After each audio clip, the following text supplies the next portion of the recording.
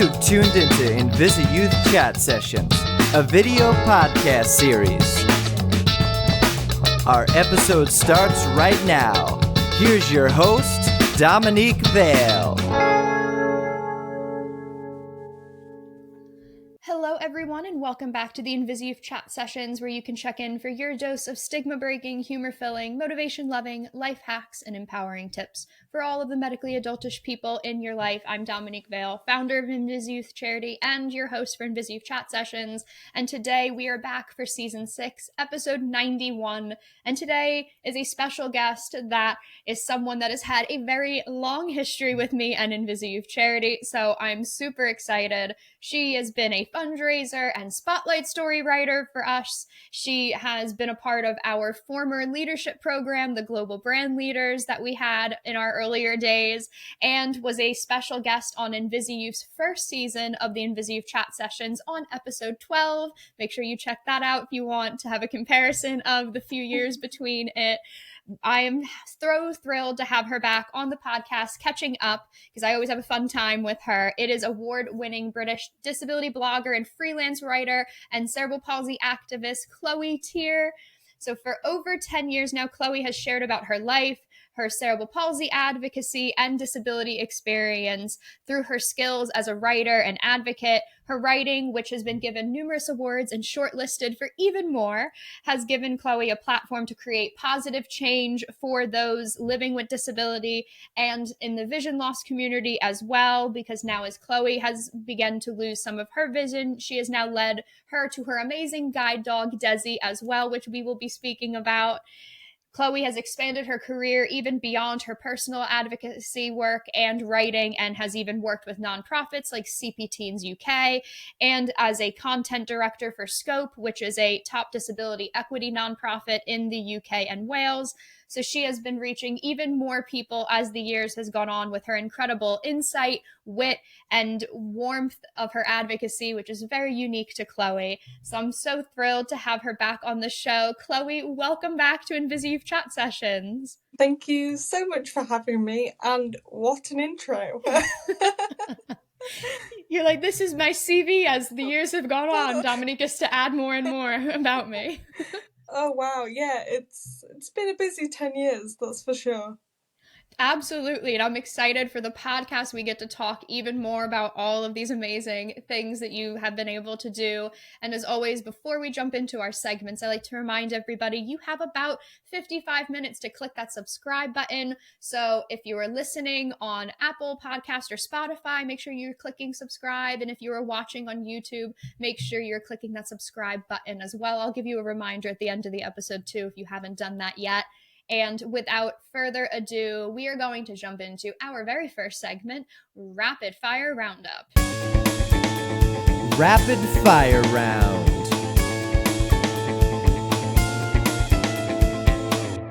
Rapid Fire Roundup, you know, is our fun, quirky segment that we get to ask some random questions to our special guests to get to know them better and have some insight. And since I already know Chloe, I had to think of some very unique, fun questions so I can even get to know her better, and for all of you as well. So, Chloe, are you ready for some rapid fire? I'm ready. Okay, let's get it. All right. If you had to give yourself any other name besides Chloe, what would you name yourself? Probably Emma, which is really random, but I've just always loved that name. Emma Tier, I like it. Are you someone who remembers your dreams often, or do you quickly forget them when you wake up? Forget them, like, even if I remember them at all, but actually that's really annoying. I know that is when you have a good one and as you're waking, you're like, and it's leaving my head. It's gone. Do you have a go-to meal that you like to cook for yourself or that you like to order? Probably a curry of some description. I could eat curry every night. Particularly like a lentil dal is like my favourite to make. Ooh, I like that. That sounds good. I like that. Do you have a random or obscure like secret talent or skill that is not like part of your writing skill set, that's just a random hobby? Like I wouldn't say it's particularly random, but it's nothing to do with writing, and that would be crocheting. But yeah, I love to crochet, mainly blankets, to be honest, but I have made a few like plushy dinosaurs that are like massive, which were big fun. Oh, cute. I love that. That is a random skill. I like I that. can make a dinosaur. um, if you could pick any person to interview, who would be your like dream ideal interview guest? I thought about this one so much, but probably Michelle Obama. Oh, good. Like I just, yeah, like I want to know more. Like I read her book as soon as it came out, and just what a woman. Yeah.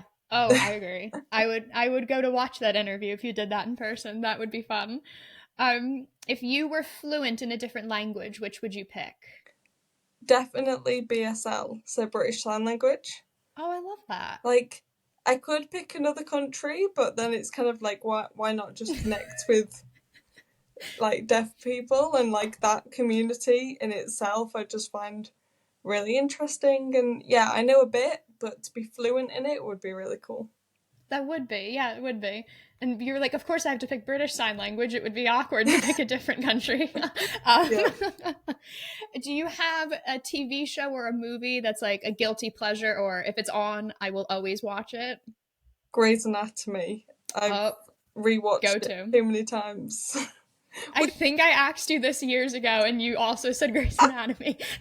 See, some things never change, They but never change. I hate And there's a lot of hospitals. seasons. Yeah, but I hate hospitals. Like, just like me, like medically in a hospital, no thank you. But the drama of Grey's Anatomy is where it's Yeah, at. great. I will watch it. I will watch them in a hospital all day. Just not me. If you had to describe your writing style in 3 words, what would you pick? Probably honest, informative, and evolving. Because I think, Ooh. like, to have spanned like over 11 years of my life from being Mm. 15 years old to being 26, that's quite a transformative like time period for anybody's life. So yeah, we'll go with those three. I like that. Those are good descriptions. I like it. So, if your guide dog Dezzie could have a catchphrase or would say anything to you often, what would Dezzie say? Probably cuddle. He is so needy and just always wants a hug. Like bless him, he's such like he's great at his job and loves his downtime, but he can be like a little bit of a scaredy cat, to be honest. I So love he, it. he just always needs that little bit of extra reassurance and loves a cuddle. It's like, Mom, help me. Something He's like, dropped. please. It's too loud. I love that. Do you have a song that you will never forget the lyrics to, or that you're like go to? I'm gonna sing it while I'm cooking, sing it in the shower. Definitely Rise Up by Andra Day. Oh, It's good song. just a complete ballad, like just yeah, love it. That is a good choice. I like that a lot. If you could own a second house anywhere, where would you want your vacation home? Somewhere hot. I don't mind where, just hot and dry, please. And if our guests haven't figured out that you're in the UK, the Yeah. dry part is very important. Like, it's currently chucking it down and has been all day. Oh, So yeah, God. torrential rain, like potential flood warnings. Just, Oh, Lord. yeah, somewhere dry. Dry, please. I love that. If you could name your a memoir about yourself or rename your blog, what would you want to name it?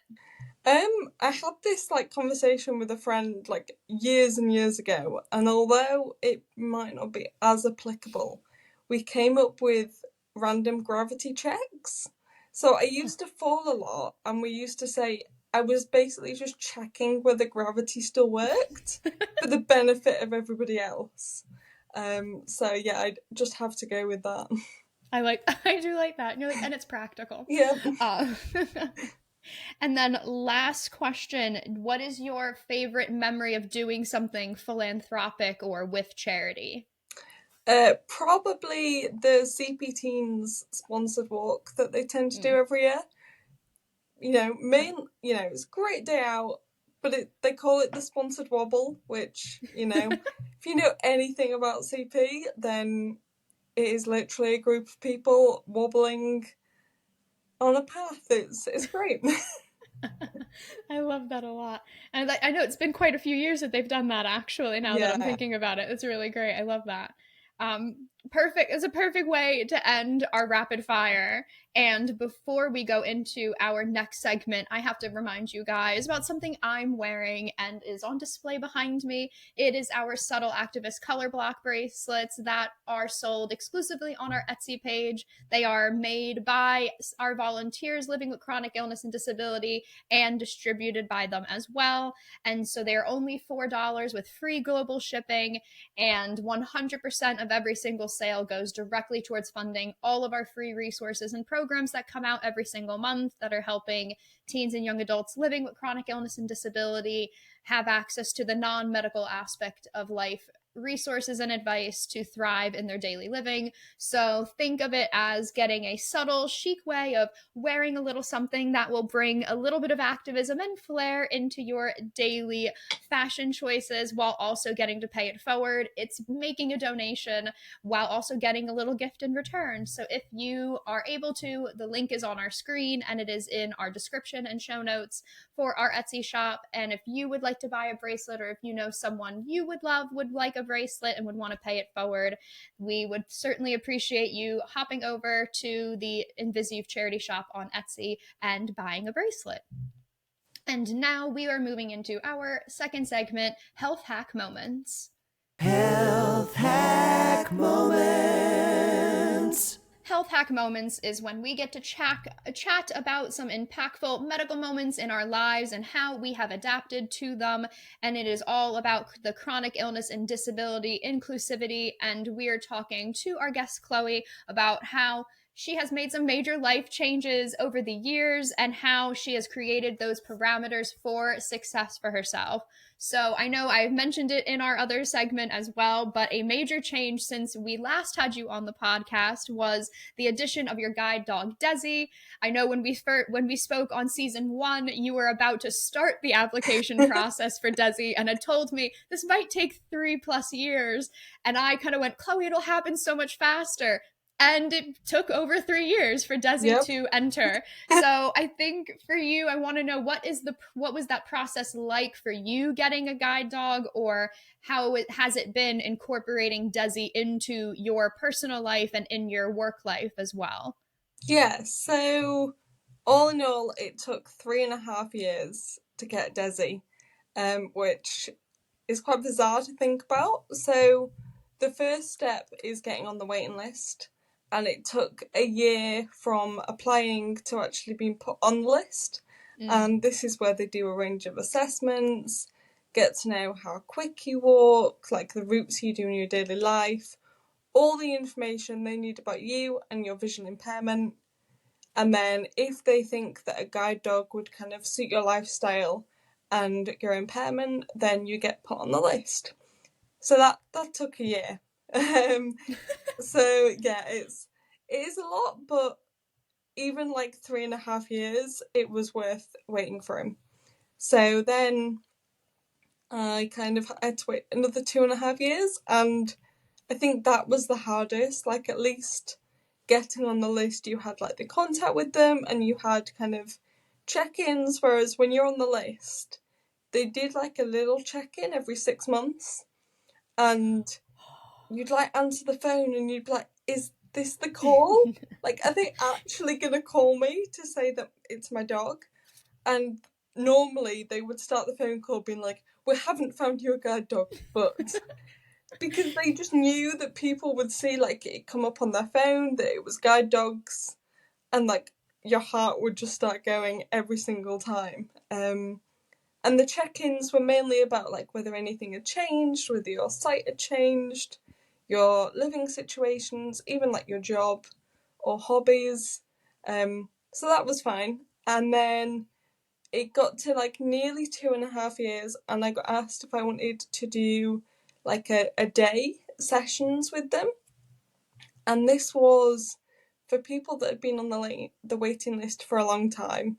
So I was like classed as like a long waiter, I suppose. And because of like the timings of everything, I'd never walked with an actual guide dog. I'd been on the waiting list for like nearly 2.5 years. Started the process 3.5 years previous, and had never actually walked with a guide dog. Oh, wow. So I was like, what if it doesn't work? What am I doing? Like, all my hopes are pinned on this. Anyway, I turned up to the day, got to meet the trainers that I would be training with at some point, and then got to walk with one of the dogs that was really close to being matched. And it was, for them, it was to make sure, like, they put me with this certain dog that they thought would be suitable, and it was to kind of like check that all of their notes were accurate, because obviously the notes wouldn't have been done by the people assessing. So guide dogs are matched on like how quick you walk and the places you go and how tall you are, and there's just so much involved. And the guide dog I walked with on that day was Dezzie. Oh my god, no way! So I have only ever walked with Dezzie. He wasn't yet One-hit wonder Dezzie. Literally, he wasn't yet matched with anyone. And I kid you not, I fell in love with him like there and then, and spent the whole day being like, oh my god, I love him. Little did I know, it was a little bit of a ploy, and I was potentially going to be matched with him, but they just had to check, because it's matched not necessarily on who's at the top of the list, but who's at the closest to the top and the best matched. Okay. So I could have been 10th on the list, but I was classed as like a slow walker, and Dezzie was classed as a slow walker. So if I was like the top slow walker on the list, he would have gone to me. So I got a call about a week later, and it was the trainer, you know, and he was like, so how did you find the day? What did you think of Dezzie? And I was like, yeah, it was amazing. Like, I loved it. And they were like, so do you want him to be your guide dog? I kid you not, I literally just burst into tears there and then. Like, I was at the CP Team's office that day, with Ellie, like, doing some work. And she was like, are you okay? Like, what's happening? And I was just like, dog. All I was just like, dog. And then I rang my mum and cried, and rang my boss and cried. So many happy tears that day. And yeah, I then, like, Dezzie came over for a sleepover, so we got to stay the night. Ooh. It was very nice.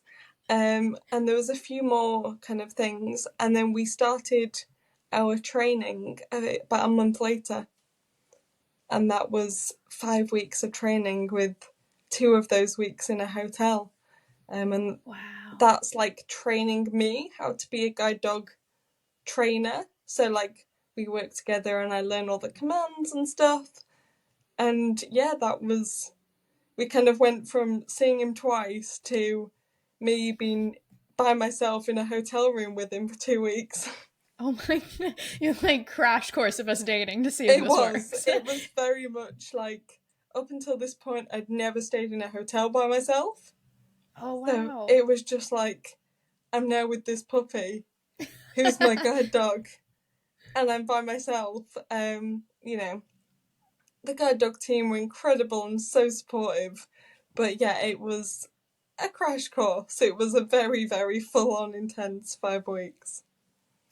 Oh my god, I know, and that feels so long ago now, because I feel like Dezzie's been such a part of your life, even just through your social media and sharing about him for so long. And I was curious, do you feel like what have been like the biggest improvements that you've felt for yourself now, having Dezzie being incorporated into your daily routine? I think, like, it sounds really silly. Like, I think when I got him, it was like, I'm going to be able to do this and this and this. And actually, it's the really little things that has, like, meant the most. Like, I can leave the house whenever I want for the first time in my life.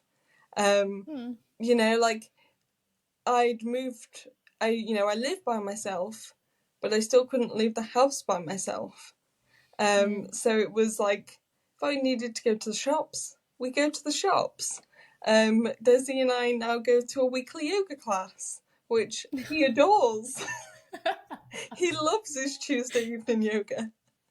But yeah, just like that freedom and independence and like not having the reliance on others, which, is something that as disabled people we have to do a lot of the time, but actually that when it's for like everything is actually really difficult.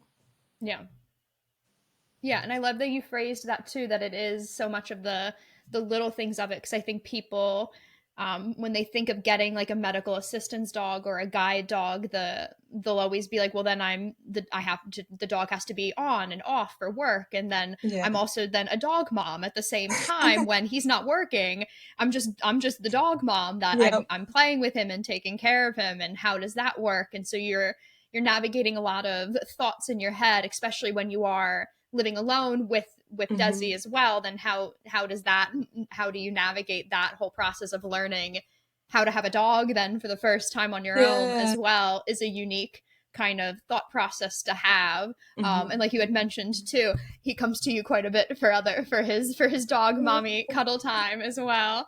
But I like that you phrased that too, because people they always see when a dog is working, and they'll just see that and not realize that there's such a full enjoyment of having a guide dog in your life, even when they're not working. They give so much to the person who's having them. I always say, like, I own 2 dogs. I own working Dezzie and I own non-working Dezzie, and I love both of them, and he loves being both of them. But it is 2 dogs. It's not the same dog at all. Like, if I picked up the harness, even to just like move it, he would be there, he would be wagging, he would be so eager to go out. But then when we come home and I take it off, we've got zoomies, we've got toys everywhere, we've got bones, like being needy and wanting a cuddle. I mean, he can do that in public. But yeah, like, it's, I suppose when the harness is on, he's like serious and focused, and he finds it really rewarding and really enjoys it, which I adore. But then when we're at home or at the park, he's very much like a goofball and silly, and like, don't get me wrong, obviously he can be silly on harness occasionally, but he's a dog at the end of the day. And that's what you sign up for. But I love how he has a work mode. Yeah. You're like, as do I. So don't we all? Like, don't we all? But I like how you phrase that too, because even like you mentioned, this is the first time, like a couple years ago, you then living on your own, having your own home, and now Dezzie being a part of that independent living for yourself too. Because I wanted to ask you about that. I know you've written about it on your blog, about kind of the trials and errors and the joys and hardships of going into having your own home and living on your own. So what for you in the past 2 years has been like the biggest learning curves for you going into living on your own? And then what advice would you give to other young people, especially those living with a chronic illness and disability, that are debating or wanting to see if that is something that they would like to do or want to do, but still want to feel that safety, that they're not just thrusting themselves into something without kind of thinking of the options of how to do it safely and correctly for themselves? Yeah, definitely. I definitely think it was the right thing for me to live by myself for about a year and then have a guide dog. So like, I obviously couldn't have chosen the timing of when I was going to get Dezzie or a guide dog, but I think the fact I was able to do that in stages worked really well.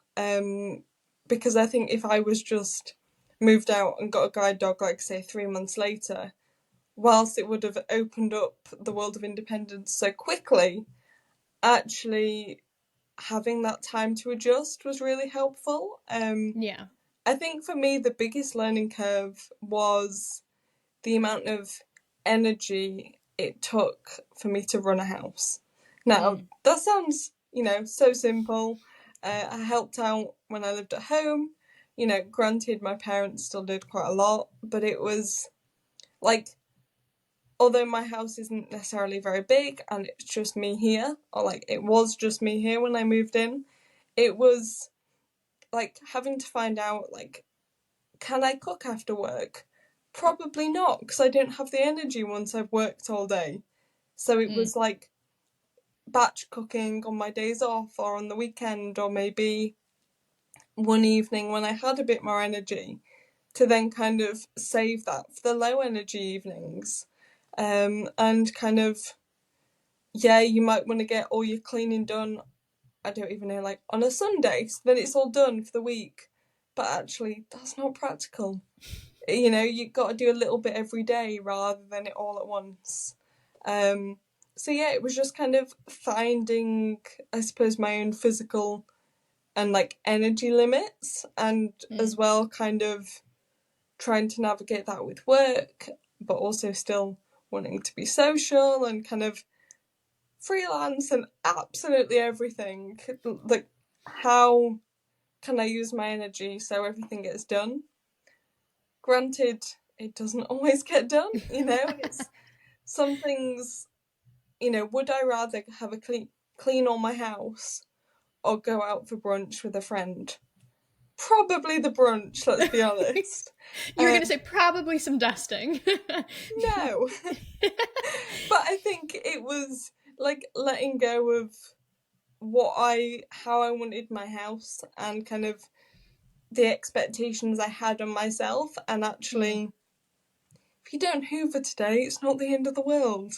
Even if that is in the schedule that you hoover every Wednesday, for example, especially with a guide dog, he sheds a lot. But yeah, it was kind of like just taking things steady, and kind of it took a lot of time to actually like build up the stamina of being able to do all these things. Yeah. And like still be semi-okay at the end of it. So yeah, I suppose take it slow and kind of build it up, and like no pressure on yourself. I think as well, for me, I live around the corner from my parents. Like literally, like not even like metaphorically, like literally around the corner. Like they could probably stand in their back garden and shout and I would hear them. But that works for me. If I need anything, they're there. And I think that was right for me. And actually taking on a house, like I didn't want to move into a big family house because there was no way I would be able to maintain that. So yeah, it was just kind of considering all the factors and adaptations, and pre-chopped fruit and veg is the way forward. Absolutely. And I love how you said it was a lot of trial and error. I think people always think if they take that step is they worry if they have to walk it back a little. Like I'm going to fully move forward, but I realize I can't do certain things. I still need certain levels of assistance, or I do need to have people maybe come in on certain times to help with different things, or I can't do heavy lifting type of cleaning or work, so I would need people to come in for those. And so knowing, like you said, that it's being comfortable of letting go of some of that perfectionist of what the idea in your head of what independent living is, and allowing yourself to go, okay, I tried that took way too much out of me, it's not worth it, let me walk that back, is super helpful, like you said. And then knowing you lived, even though you lived with your parents prior, you knew your own body's limits from working and being social, and knowing, okay, how do I then place myself alone and figure out those adaptations of how close am I, like you said, to family, or how close am I to a doctor or hospital setting or public transport, or is there a lot of elevation where I'm looking? So things that you naturally are thinking of on your own, then kind of putting that into a house structure while you're looking for a home, or what are those parameters that can help you kind of have that safety net and cushion in place when you need it, I think, like you mentioned, is helpful. And like I love that I'm like reinforcing it, like you said, like letting go of the image of what independent living is, because having a chronic illness and disability, our version of independence doesn't always have to be solely alone. It's us having the parameters to have supports, so it allows us to then be independent. And that might be with people, with dogs, with locations, but there's things that you can add to allow your independence to be unique to the way that you can live it. So I like how you phrased it that way, for people. I think I always like framed it as like altered independence. Like it's independence, but it's not like what people might consider being independent. Like, can I change a double bed? Probably, but can't do much after it. You know, it's like having, like, you can still have help from people and do things differently and still be independent. And that took me a long time to realise and kind of get your head round. So it's like finding what works for you takes time. You know, I've definitely, like, the first 6 months felt like a crash course into like what I can and can't do. And yeah, I think, you know, after about a year, I kind of had it down. I kind of had my routines and kind of when I would do certain things. But, you know, that took a year. That was a year of trial and error and figuring things out rather than it just happening. Yeah. No, I love that's, like you said, altered independence, I think, is a great way to have people reframe that in their mind. I think that's a really important way to look at independence for people with chronic illness and disability. So I love that. It's a perfect way to end the segment, is that. I love it. So before, guys, we're going to go into the second half of the show, and I won't keep you waiting too long for everyone's favorite segment coming up. So wait. But before we get into that, you know, I always love to thank everybody for watching or listening to the InvisiYouth Chat Sessions. As you know, this is one of our 6 digital resources we provide every single month for our young adult population living with chronic illness and disability around the world, who have access to our free resources every month so they can learn advice and have resources and tools to find success and joy in the non-medical aspects of life with their chronic illness and disability. And we always do drop our donate link on the screen and in our description and show notes, because 100% of every single donation that comes into InvisiYouth Charity goes directly towards funding our resources and programs so they can remain free for the hundreds of young people that are accessing them every month and finding that direct positive impact in their daily living by having these different perspectives and resources. So if you are able to donate, or if you know someone who might want to donate and support on your behalf, we greatly appreciate it. It definitely, as I say, always keeps our lights on and keeps everything going for us all of these years later. So we greatly appreciate that. And now, without further ado, we go into our intermission segment. It is So That One Time. So that one time.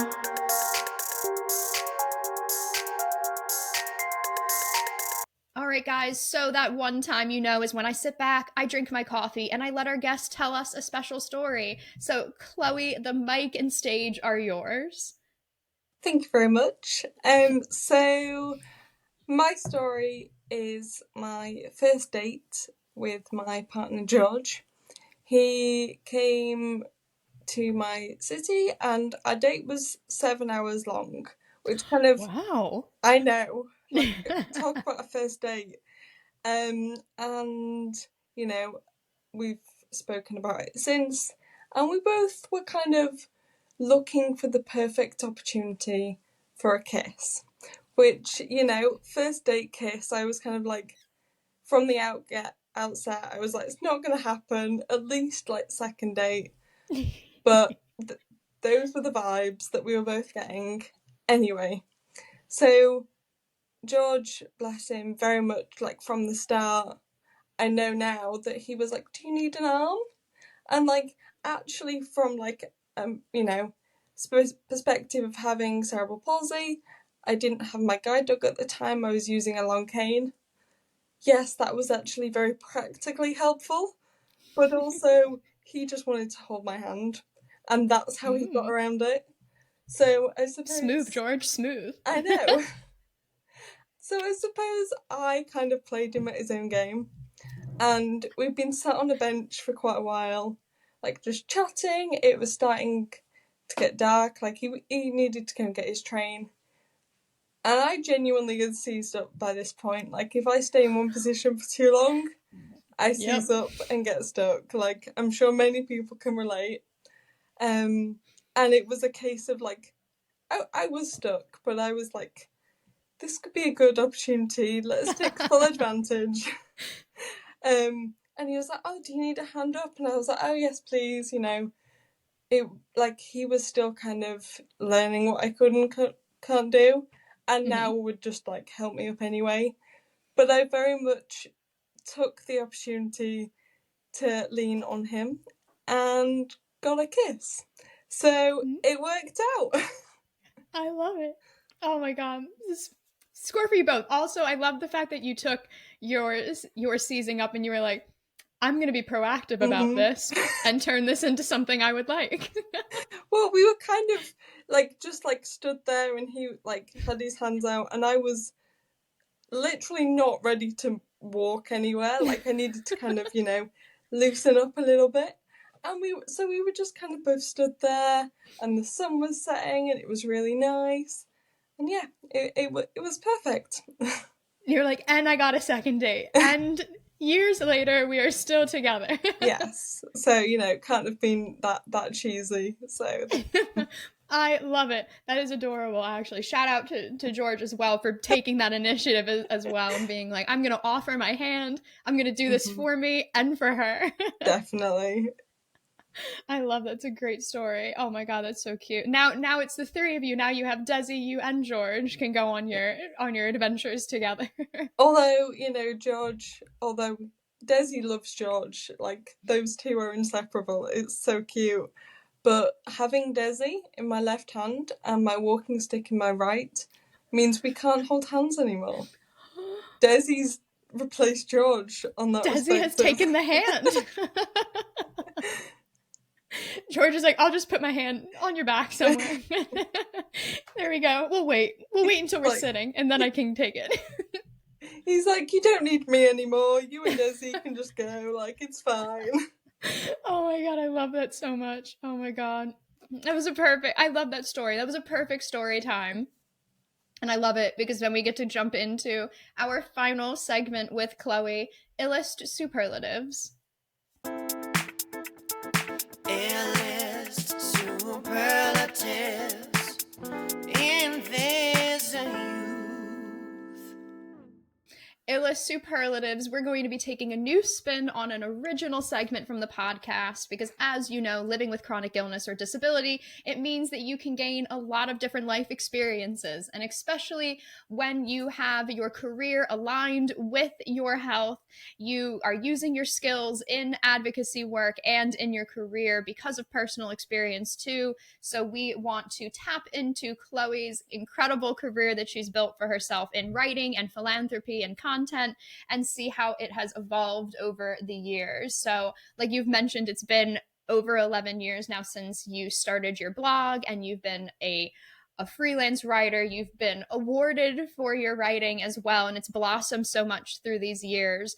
So for you, what would you say is your favorite part of the writing side of your career, and what has been the hardest part of finding that sustainability in being freelance writing and blogging in the years?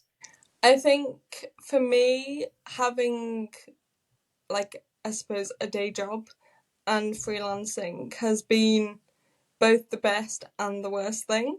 Like, it has meant that I can pick up the freelance things I want and I enjoy, and it's not necessarily because I need the money.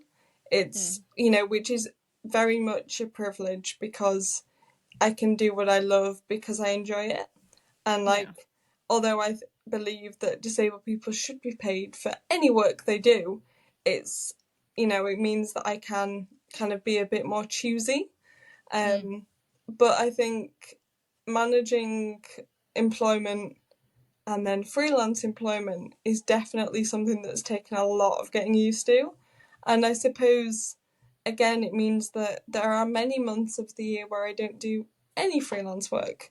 I might write on my blog and update on social media, but it's not the reliance. And although, like, I would love to go freelance full time, I think for me, the security of employment has been really beneficial and helpful. And actually, the fact that my job also is disability related, I think helps.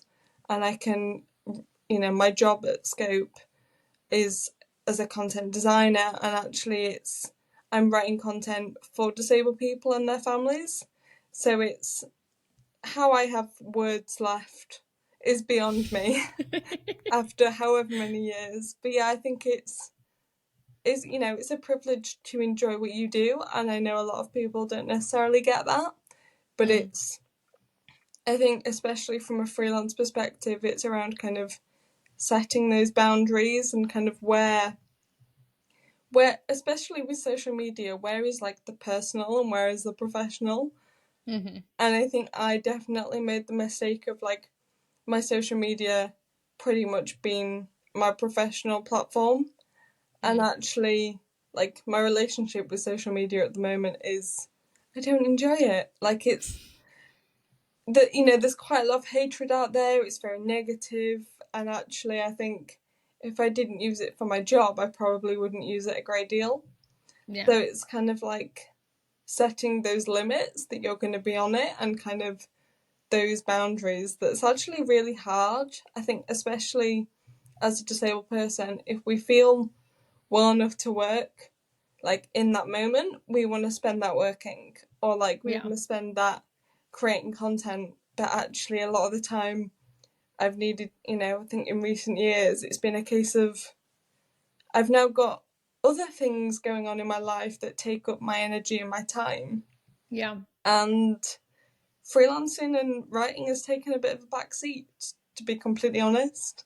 And although I would want to do it more, I think it's about kind of not only your like work priorities, but your life priorities.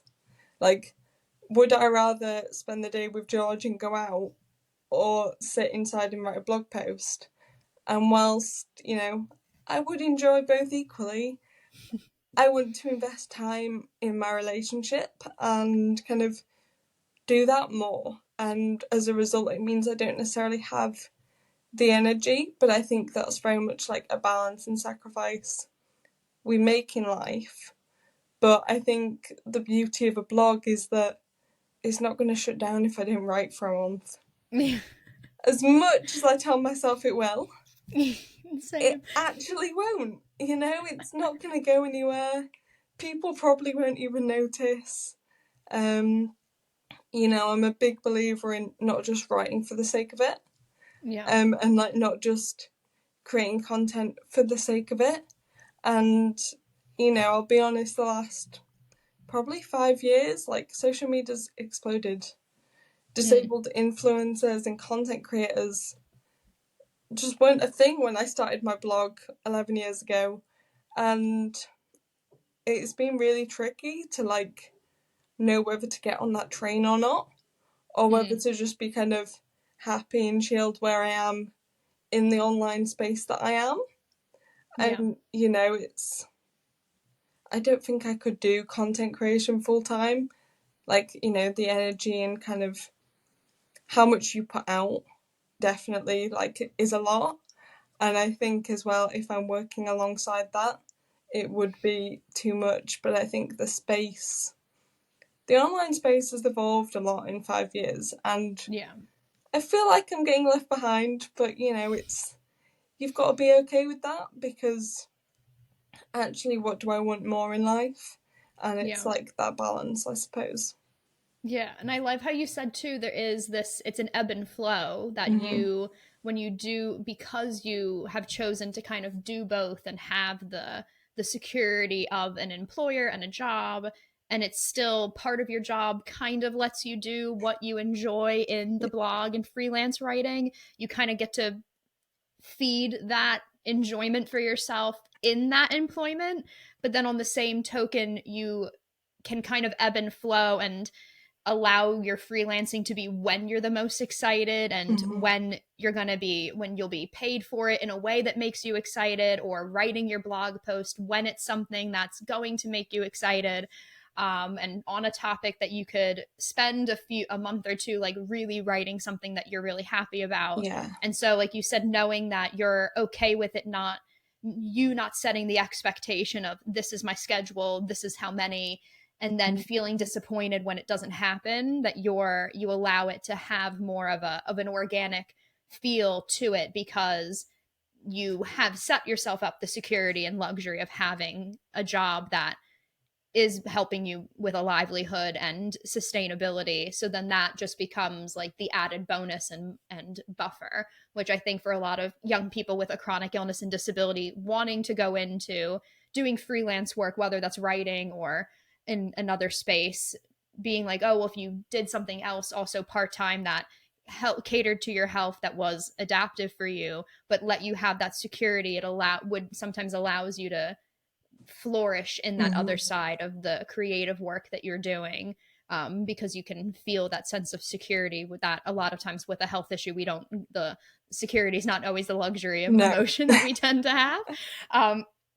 So I think that's a good way to phrase it too, because I was even going to ask, because you had mentioned you love working in the charity sector and working in the disability space with that you've done with CP Teens UK and that you've done with Scope. But then finding, how have you found that boundary for yourself, that you're a part of the disability space and you with having cerebral palsy yourself, but then also working in the disability space with other people, and sometimes having so much of that being a part of your personal way of living, and then professionally it's what you're focused on all the time. Do you find ways of, this is how I've been able to establish boundaries so I'm not overwhelmed with what everyone else is feeling and going through when I have to go through things as well? How have you kind of managed that? Here's my boundary, and how I've kind of established that. Yeah, I think that's been really tricky. You know, like I've said, that the online space isn't necessarily the best at the moment. And I think, like, I personally feel that I've stepped back a lot, and actually it's learning to be okay with that and kind of contributing when you can and when you want to. And like, don't get me wrong, I have a mental plan of blog posts and when I want to write them, but we don't commit it to paper, because then it becomes real and then we won't, you know, things change. And it's, although I've constantly got blog post ideas, like, always coming to me, and like, you know, I'll jot them down, but it's like, I feel like maybe the last 3 or 4 years I have stepped back from like that public space, and yet that's like, in a way that's sad, because I love it, but actually for my own kind of mental health and energy I needed to. But then it's, you know, I think that's what's so cool about still getting asked to do stuff like this. Like, I have not done a podcast in so long, because I'm not necessarily out there and in your face as much as I used to be. I've been overtaken by the influencer train, and that's fine. They do a great job, and I'm more than happy to let them do that. And I will sit here tapping away in a corner. You know, that's fine with me, but actually it took a long time to kind of be okay with that. Like, I think people in general compare themselves. And I think especially when you're disabled, you're like, well, that disabled person's, you know, put out 3 videos this week, and, you know, it's, comparison is hard, and I am guilty of that a great deal. But I think right now I'm kind of comfortable with my level of engagement and level of output, and it's kind of different priorities and different things in life, and it's, who knows, that, you know, in 3 years' time I might be back up to full capacity, ready to go again. But I think if you want to sustain 11 years of writing, you've got to, you know, take a step back to be able to keep going, because that's a long time. Yeah. And you want to write what you would want to write, and working in Yeah. the space, you want to make sure that you're not just covering what you're hearing from work and when you're at your job and, oh, Mm-hmm. this is what everyone wants to talk about. So let me try to get myself to write about what everyone else is talking about. You want it to kind of come from Yeah. where you would like, and keep what you have to cover and how you have to write from a job perspective. That's where that stays, and I'm doing what I have to do, and Mm-hmm. getting to kind of fuel my enjoyment of the kind of work that I do in it, but kind of set that boundary of, this is what I personally like to do, and this is where my personal enjoyment comes from. So Yeah. that will stay here when I'm home and what I'm doing, and then what I professionally have to do and cover, I'll keep there, and try not to, when you feel that they're bleeding over. And like you said, when you feel that sense of, I'm doing the comparison game, I'm overwhelmed so much, that's Definitely. probably a good indicator to yourself that you're like, oh, I think I need to take a step back, or what am I doing too much of, that I'm Yeah. constantly feeling overwhelmed or worried or comparing so much. Like, I feel like I'm gonna have like a few hibernation years where I kind of just like, do my own thing and figure that out, and then in a few years' time we might be ready to ramp it up again. But actually, that pressure is no longer there that I put on myself. But it Yeah. took like 2 years to get to this point anyway. So yeah, just gotta wait and see what happens. Yeah, no, I love that. And even final question I was going to ask you too is, I know you mentioned you have topics and topics you would want to cover, but is there like a certain topic that you're like, this is one, come back to me in 5 years, Dominic, and I will have covered this topic and written about it, because I'm super interested in like really diving in on it on my blog or in my freelance. I want to cover something. I think like if we're going like ultimate big goals, it would be to write a book about being an adult with cerebral palsy. Not necessarily like my lived experience, but kind of the general lived experience, because it's the most common physical disability, but it's classed as a childhood disability. And Oh, trust me, right. it does not disappear when you turn 18. It's You're like, I still can here. give you that experience. But it's so underrepresented, so under-researched. It's what I did my dissertation on at uni, about the transition from adolescence to adulthood. And I think kind of building on that and going more into adulthood and actually exploring what it's like and what happens, because actually it's a lifelong disability that's in theory static. It doesn't get worse in theory, because the brain damage itself you get from CP doesn't change. But actually the wear and tear on our bodies means that, from Facebook groups and things like that, people's physical health does deteriorate as they get older, and we tend to age physically as a result quicker. So actually, will I still be walking when I'm 50 years old? I don't know. But no one medically can give me those answers, because it doesn't exist. There is no support or intervention for adults with CP. So much for children, and then you get to 16 or 18 and it stops, and you're by yourself until something happens. And quite frankly, that's too late. Yeah. So actually, there needs to be some kind of guidebook or handbook of something about what is it actually like as an adult, what is actually going to happen to my body, even though I'm told it's a non-progressive disability, when actually a lot of people find that that's not the case, like practically. Yeah, I think that would be so fascinating. And that's such a long process that you can even like slowly do through the years, talking to people, That's because the that is book. true. Oh, that is a book. Like but it's so unique, like you said too, because of us working in the 13 to 35 age group. Once you start hitting the 20s and 30s, you're in that early adulthood, and a lot of Yeah. what you're in, especially having a chronic illness or disability that you were born with or you developed as a child that you then age with, it's that mindset that you're taught in pediatric healthcare doesn't always transition with you as you transition into adulthood and into your 20s and 30s. And so I think that's important, like you said, to navigate what does that then look like when you have to alter what you were trained by your doctors and your team to do when you were young and it worked. And as you then age and your body naturally ages, how do you learn to readapt to all the different things? So I think, like you said, that would be a really interesting topic for you to cover with the CP space. And I think in general for people to think of when it comes to a chronic illness or disability, how does that age as you age? And what do you ask? What are the questions you can be asking to kind of help yourself as you go through that process? Yeah, and I hope it's about raising awareness as well. Like, we don't want people to turn 18 or like even turn 30 or 40 and be like, what's wrong with me? What's happening to my body? Because, you know, I've gone to the GP and been like, I'm in more pain and I'm, you know, have more fatigue. And they're like, cool, you've got CP. See you later.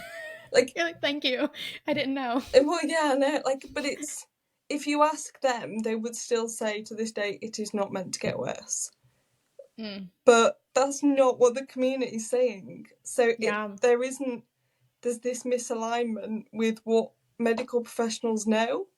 Whereas it's like, actually now people with CP live full life expectancies, and there are a lot more of us that are around that I think actually, like, a lot of us would have died as babies, but it's because of the technology that kept us alive as babies that meant we're now adults. And it's this really bizarre place where they've got all these adults with CP and they don't know what to do with us or what to expect. Yeah, that's true. That's so true. And I think, like I said, in 5 years, if the charity is still here and we're like in season 25, I will bring you back on and you'll be like, and here is my novel. You're like, here it is. I would love that. No, I think that's really important. I would love for that to be something you get to cover through the years and get to build up and build something with. I think it would be really impactful for people to read in your community and then elsewhere. Feel like it'll encourage them to be curious and ask more questions as they age and get older as well, I think is important. So you heard it here first. You heard it here first. I love it. And I'm so excited. I'm so glad we are wrapping up this episode. And I'm so glad that we got to have you back on the show. Chloe, it is like getting to hang out with an old friend again. I had such a great time. Thank you for having me. And I want to make sure everyone can find you and on social media and your blog as well. So where can people connect with you? So on all social media platforms, it's just Chloe Tia. And my website is chloetia.co.uk. So yeah, pretty easy and self-explanatory, which is nice. I love it. It is very nice. I love that. And I will make sure Chloe's blog and her social media handles are in the description and show notes so you can read her fantastic writing and get to see when Chloe makes her grand appearances on social media. You can check them out. They're always fun and really great and well-written posts, so you'll enjoy them, I promise. And as always, you can find InvisiYouth on Twitter, Instagram, Facebook, and YouTube at InvisiYouth, and you can find the InvisiYouth Chat Sessions on all audio podcast platforms like Spotify and Apple Podcasts and on our YouTube channel. So make sure you have clicked subscribe if you haven't already. Write a positive review if you would like and give us that thumbs up 5 stars. It always helps us so much when you give those positive reviews and give us a thumbs up on things. It definitely helps us so much. And Chloe, thank you again so much for being on the podcast. I had an absolute blast. And I cannot wait for everybody else to see all of you on our next episode soon. Bye, everybody. Bye.